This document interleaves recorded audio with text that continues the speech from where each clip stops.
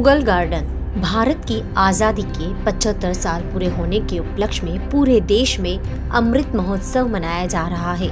अमृत महोत्सव की इसी थीम को ध्यान में रखते हुए केंद्र सरकार ने 28 जनवरी साल 2023 को दिल्ली के राष्ट्रपति भवन में स्थित मुगल गार्डन का नाम बदलकर अमृत उद्यान कर दिया है। 29 जनवरी साल 2023 को नए नाम से अमृत उद्यान का उद्घाटन भारत के राष्ट्रपति द्रौपदी मुर्मू द्वारा किया गया। इस उद्यान को 31 जनवरी से 26 मार्च तक करीब 2 महीने के लिए आम लोगों के लिए खोला जाएगा। इस गार्डन का नाम तीसरी बार बदला गया है। पहले नाम फर्स्ट गार्डन ऑफ रिपब्लिक रखा गया था, फिर मुगल गार्डन और अब अमृत उद्यान रखा गया है।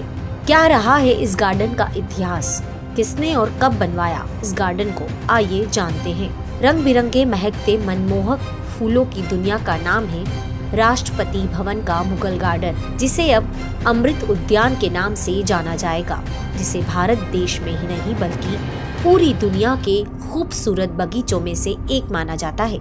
मध्ययुगीन विरासत, मुगलकालीन और आधुनिक कला का बेजोड़ संगम यहाँ देखने को मिलता है। मुगल गार्डन में खूबसूरती विविधता का अनूठा मेल है। मुगल गार्डन राष्ट्रपति भवन, जिसका देश की आजादी से पहले नाम वायसराय हाउस हुआ करता था, वहाँ 15 एकड़ में फैले इस गार्डन का इतिहास भी आजादी से काफी पहले का है। साल 1911 में ब्रिटिश हुकूमत ने ये तय किया कि भारत की राजधानी कोलकाता की जगह दिल्ली को बनाया जाए, तो उस वक्त वायसराय हाउस, जो अब राष्ट्रपति भवन है, उसे नए तरीके से डिजाइन करने के लिए महान वास्तुकार एडविन लैंडसियर लुटियंस को इंग्लैंड से भारत बुलाया गया। लुटियंस के पास पूरी दिल्ली को डिजाइन करने की जिम्मेदारी थी, इसलिए मौजूदा दौर में भी सेंट्रल दिल्ली के पूरे इलाके को लुटियंस दिल्ली भी कहा जाता है। मुगल साम्राज्य के वक्त राजधानी दिल्ली थी। मुगल शासकों ने दिल्ली और उसके आसपास के शहरों में कई बाग बनवाए थे। ऐसा माना जाता है कि मुगलों के पहले शासक बाबर ने ही कई बगीचों को बनाना शुरू किया था। इसी के साथ ही बादशाह अकबर ने भी अपने वक्त में दिल्ली में कई बागों का निर्माण करवाया। उसी में से एक है मुगल शासकों द्वारा तैयार की गई खूबसूरती की झलक मुगल गार्डन में दिखाई देती है। लिहाजा राष्ट्रपति भवन और उसके बगीचों में मुगल कला की विशेषता दिखाई देती है। चूँकि लुटियंस भी मुगल कला से बेहद प्रभावित थे, इसलिए उन्होंने इसको डिजाइन करते वक्त इस बात का खास ख्याल रखा। राष्ट्रपति भवन का मुगल गार्डन खूबसूरती और विविधता का अनूठा संगम है। साल 1917 तक इस गार्डन की डिजाइन तैयार कर ली गई। हालांकि गार्डन में प्लांटेशन का काम साल 1928 और 29 के दौरान शुरू हुआ। मुगल गार्डन में दुर्लभ पेड़ पौधों, जड़ी बूटियों के लिए मशहूर हर्बल गार्डन भी है। क्रिस्टोफर हसी की the life of sir Edwin Lutyens में सर लुटियंस की पत्नी ने इस गार्डन को स्वर्ग बताया था। इस गार्डन में लगाई गई घास को कोलकाता से लाया गया था। आजादी के बाद भारत के पहले गवर्नर जनरल सी राजगोपालचारी बने। वायसराय हाउस को उनका आवास बनाया गया था।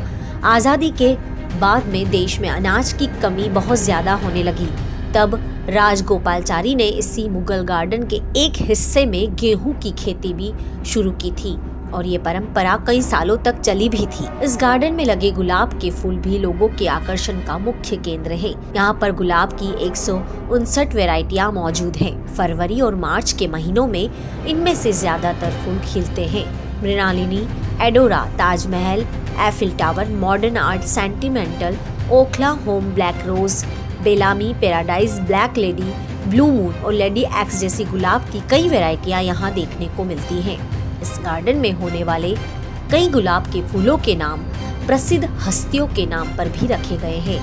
राजा Ram Mohan Roy, Abraham Lincoln, Mother Teresa, John F Kennedy, Jawahar, Queen Elizabeth, Christian Dior आदि गुलाब के अलावा यहाँ पर ट्यूलिप, एशियाटिक लिली, डैफोडिल जैसे दूसरे फूलों के पौधे को भी देखा जा सकता है। हर साल इस गार्डन को आम लोगों के लिए खोला जाता है। राष्ट्रपति डॉक्टर राजेंद्र प्रसाद ने इसे आम लोगों के लिए खुलवाया।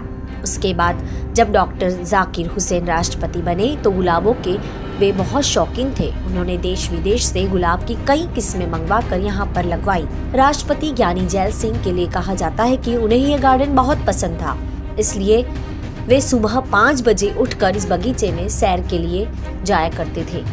ज्ञानी जैल सिंह के कहने पर ही यहाँ मौजूद डेलिया को कोलकाता के राजभवन से मंगवाया गया था। उसके बाद राष्ट्रपति आर वेंकटरमन ने भी अपनी पसंद के कुछ फूलों को यहाँ पर लगवाया।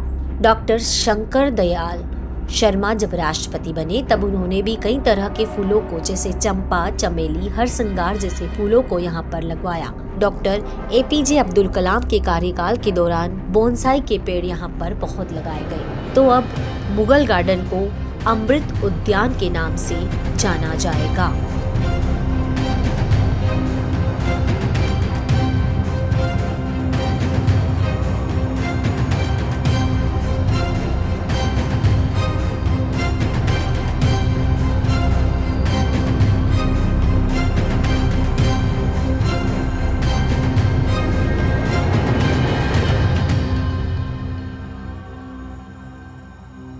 हमारे साथ जुड़े रहने के लिए देखते रहिए देश रोजाना का YouTube चैनल। सब्सक्राइब कीजिए, साथ ही देश रोजाना की खबरें सबसे पहले देखने के लिए प्रेस कीजिए बेल आइकन।